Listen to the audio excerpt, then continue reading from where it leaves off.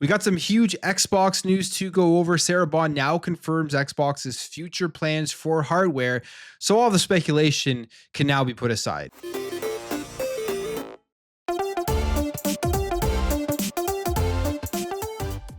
So there's been non-stop speculation when it comes to the future of the Xbox hardware. Xbox has been relatively clear that there would be more Xbox hardware coming out via the handheld and via an at-home console. But because of their new strategy of putting games onto the PlayStation 5, and if you take a look at the sales charts of Xbox games on the PS5, they are selling very well. A lot of people were concerned that there would not be any future Xbox hardware, as they would just think it isn't worth it as their games are selling well. They're out everywhere. So why continue to make hardware platform for people to play on when you're really not making that much money off of the hardware? You're making the money off of the software and off of the services. Now, I personally always thought that they were going to have future in hardware because they weren't going to abandon 30 to 50 million users, leave them out in the cold, and then not have all of those games that they've purchased accessible. So now we know officially what Xbox is doing going forward for the next gen Xbox and who they are partnering with.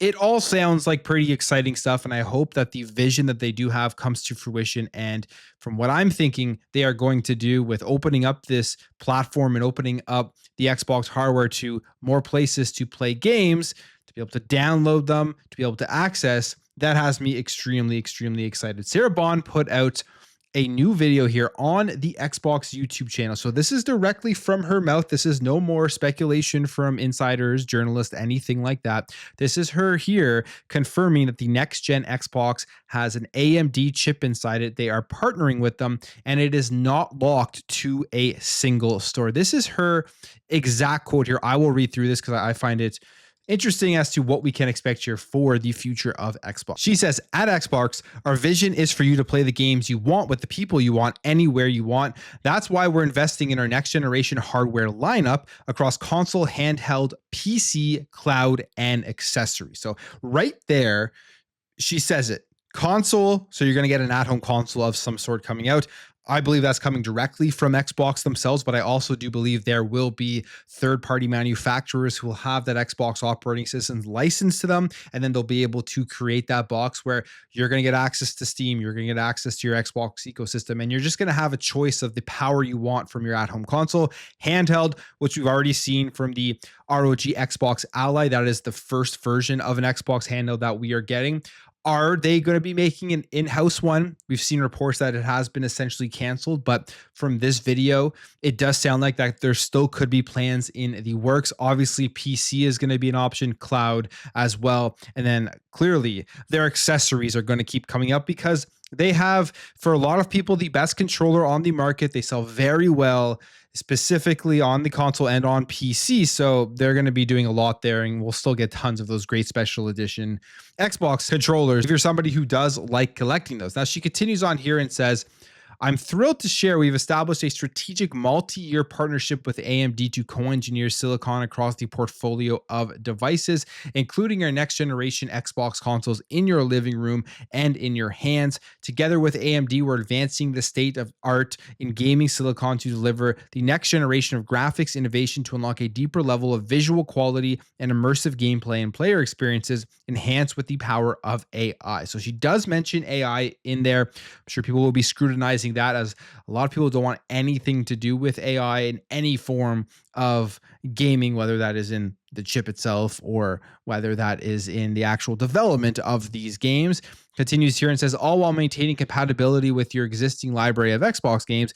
This is all about building you a gaming platform that always is with you so you can play the games you want across the devices anywhere that you want. And the key thing with that sentence, of course, is backwards compatibility, maintaining that compatibility with your existing library of Xbox games. Now, she's not specific as to exactly what that means, but if you take it for face value, it means you're getting access to all of the games you currently own on your Xbox, which means OG Xbox, Xbox 360, Xbox One, and your Xbox Series X and S games. So they're going to continue with that entire backwards compatibility catalog over to the next generation of Xbox.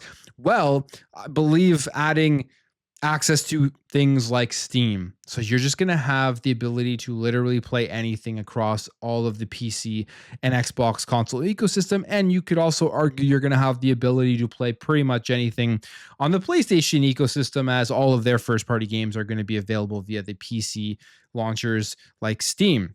Continues here and says, delivering you an Xbox experience not locked to a single store, which again insinuates it's not just the Xbox store. This will be Steam, GOG, Epic, all of that stuff, or tied to one device. That's why we're working closely with the Windows team to ensure that Windows is the number one platform for gaming. The next generation of Xbox is coming to life, and this is just the beginning. We can't wait to show you what's next. So that is the future of Xbox. That was what Sarah Bond had come out and said. And to me, this is them strategically setting themselves up for competition. Obviously, in the PC space, they're moving away from really caring too much about only competing with the different console brands out there like PlayStation and Nintendo, but they're still giving you that option of picking up an at-home console for you to be able to plug into your TV and play. And there will probably be multiple options out there. That is my prediction. You're going to have the Xbox One, which I think will be, I would say, high powered, higher priced. They're going to give you a top end device, and then you're going to have options from other manufacturers to go out there if you want to pay less and just be able to play the games, but you don't care about having the highest resolutions and frame rates. And you're just going to have more options to get into this hobby, which is increasing in price all of the time. In terms of game prices, in terms of hardware prices, everything is going up with the state of the world, the state of the economies around the world. So to me, more options is more important now than ever before, because who knows what the base price is going to be going into the next generation. My assumption at this point right now is the price of the PS5 Pro is the base that you're going to be getting into the next PlayStation and the next first party Xbox console. So very interesting stuff there. The speculation about whether hardware is coming, whether Xbox is continuing into the next generation, I think now can officially go away, unless something just absolutely crazy happens and they magically pivot again before they show off the next generation hardware. But this is exciting stuff here. I can't wait to see just exactly how this entire ecosystem functions, how seamless it is, because as of right now, the experiences that we are getting on Xbox with things like your cloud saves and Play Anywhere is very, very well done. It's very seamless. It runs right away. It's easy no matter where you launch your game. So I can just see that continuing over to everything that is to come in the next gen. Now, this is an article also from The Verge, and they say here Microsoft is making it clearer than ever that its next gen Xbox platform will be focused on multiple devices, not locked to its own store for games.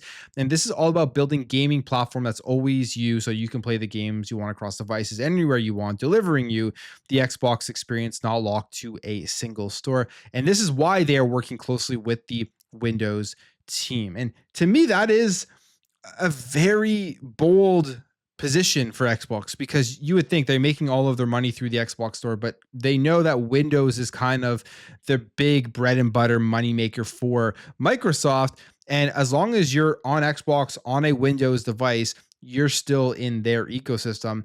Even if you're purchasing something via Steam, you're still on a Windows device. And I guess that is kind of what they want.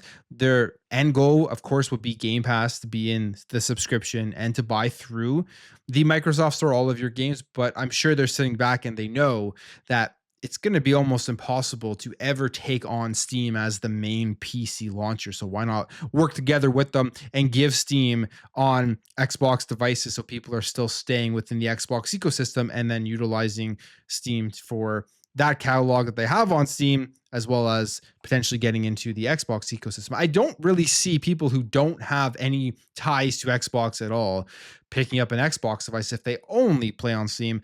But the reality is, I think now more than ever, a lot of PC gamers have ties in both Xbox and in Steam because of things like PC Game Pass and because of things like the Play Anywhere features that Xbox does offer.